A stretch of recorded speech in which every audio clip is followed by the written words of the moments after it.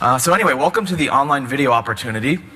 My name is Mike Boland. I'm an analyst with the Kelsey Group. On the opposite end of the stage is Michael Taylor, my colleague, also an analyst with the Kelsey Group. And we'll get to the panel introductions in a minute. First, I want to go over some of the kind of background data and some of the key issues in online video that we've come up with at the Kelsey Group. And first off, actually, I want to thank Spotzer for sponsoring the break we just had. And Spotzer yesterday announced a partnership with Merchant Circle to bring its video capability to Merchant Circle's 600,000 business listings. And that really relates a lot to the kind of things we're going to be talking about today on this panel. And there were another few announcements made at the show this week related to video, such as Mixpo has partnered with Where to Get It, and Digital Media Communications has partnered with Innovectra to bring its video capability into Innovectra's local search platform that's used by a lot of IYPs. So if you haven't already, I'd recommend going to the Kelsey blog to check out some of this coverage if you're interested in finding out more. But anyway, first off, the online video opportunity. Generally speaking, we all know video's hot. YouTube has really served to popularize it and standardize it online, and broadband penetration has really enabled it. And we're now at a point where 75% of US internet audience has viewed video in July. And really, to put that into perspective, video views are catching up to the amount of searches done on core search engines. So basically that means the amount of individual videos viewed is now in parity with the number of searches done on sites such as Google, Yahoo, and Microsoft.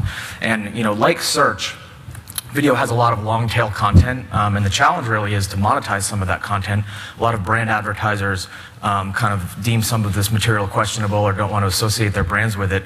But even with the kind of head content, the professionally produced and shot video content being brought online by the likes of Hulu and other providers, there's likewise challenges in integrating advertising, because it's really about different ways to experiment with integrating advertising in a way that's not obtrusive to the user. We're hearing words like pre-roll, post-roll, overlay, inline ads. These are all ways that just represent the challenges in doing that, but still survey after survey show that users find a lot of these formats kind of obtrusive. And that's really only brought up to point out the point of contrast, or to kind of show some of the benefits of local video advertising. And really, like a lot of other internet trends or internet phenomenon like social networking, it's really trickled down to the local level and taken on kind of a unique form there. And the way that local kind of manifests in video comes without a lot of those conflicts I just mentioned in national video advertising, because you don't really need to find clever ways to integrate the advertising with the video, because in local, the video itself is the advertising. They're not at odds with each other, because they're really one and the same. So video in kind of the local environment is really additive to listings and kind of gives life to kind of what might otherwise be kind of more of a static listing by comparison. And here's just a quick example of a city search business profile with a video embedded. And many of you have already kind of seen how this plays out and what it looks like. So for all these reasons, users like it. It really adds color to listings. It assists in buying decisions. And video in the kind of local setting really combines some of the traditional strengths of television advertising and video, in that it's entertaining, funny, powerful in certain cases, and it really combines that with the direct response capabilities of the internet. And particularly in the local search use case, it happens in what I like to call lean forward mode, where users are conducting local searches, they're looking for things locally, and hit with a video at a time where they're known to have kind of a higher buying intent. So for all these reasons, advertisers like it. Here's just some Kelsey data from our most recent local commerce monitor study that shows that advertisers over the next 12 months intend to integrate video onto either their own website or separate websites such as an IYP listing or a landing page compared to their activity in the last 12 months. And a lot of that has to do with the lowered barriers to video. If you look at the traditional kind of roadblocks for small businesses to start to advertise with video, you have kind of options that are limited to cable spot advertising. On the production end, you have this kind of convoluted process that involves going out and getting a kind of a videographer, writing a script, doing all these things, pulling together these disparate pieces that a lot of small businesses just really don't have the time to do.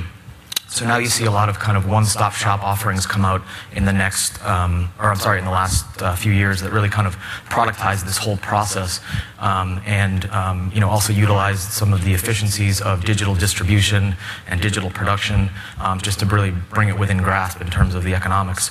Video has the personality cell that advertisers like, the vanity factor, which is really nothing new in local online advertising, and it's really kind of stood behind or driven a lot of advertising at the local level, even back to the print book and all forms of local advertising for years.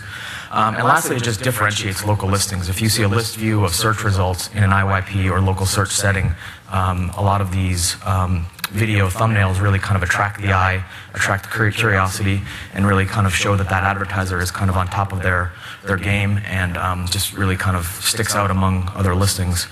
So for all these reasons, advertisers have really started to show a lot of demand for video. Quick note just to point out, search engines like it too. When you start to talk about distribution, not only the conversation of production, how the video is shot and all these things, but where does it go? In pushing it out beyond the IYP walls.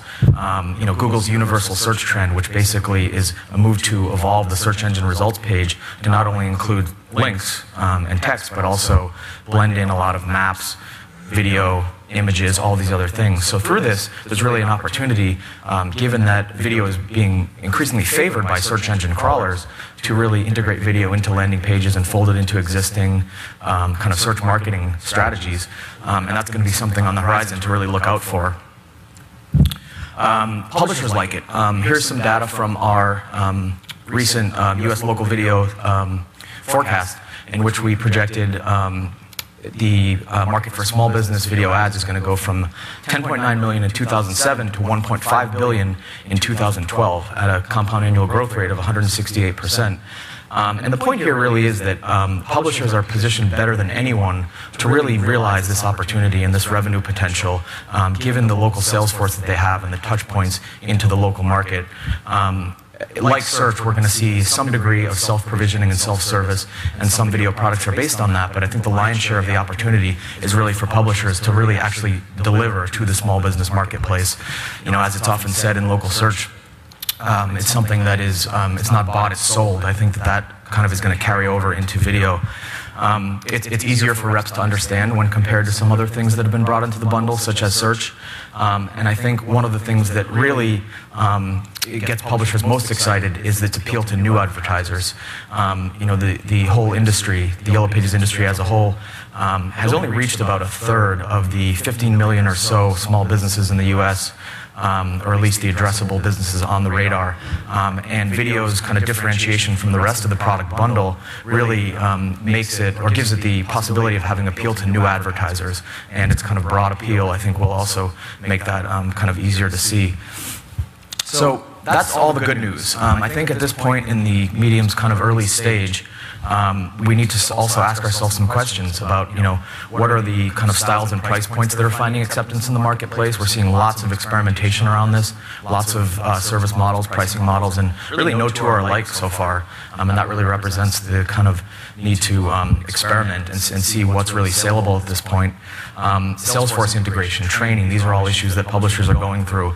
The growing pains in dealing with third-party vendors. You're going to see a lot of publishers work with third-party video production firms, and that really requires the kind of traditional advertiser relationship, which was one-on-one involving a lot of control, now is made more complex by a third party that has to do this kind of involved process of scheduling video shoots with busy small businesses, leading them through the kind of process of post-production, making sure the video is right, everything's spelled right, everything's in the right place. So that's going to be also kind of a point of conflict in which we're going to see growing pains. And lastly, distribution. I mentioned earlier on the Google slide, evolving the conversation beyond just who shoots it, where it's shot, how much it costs, to, where does this video live? How can we kind of get the most bang for the buck in the investment that the advertiser has made in producing this video and pushing it out to targeted local audiences, and doing so in a way that tracks the activity around these videos in order to really report value back to those advertisers.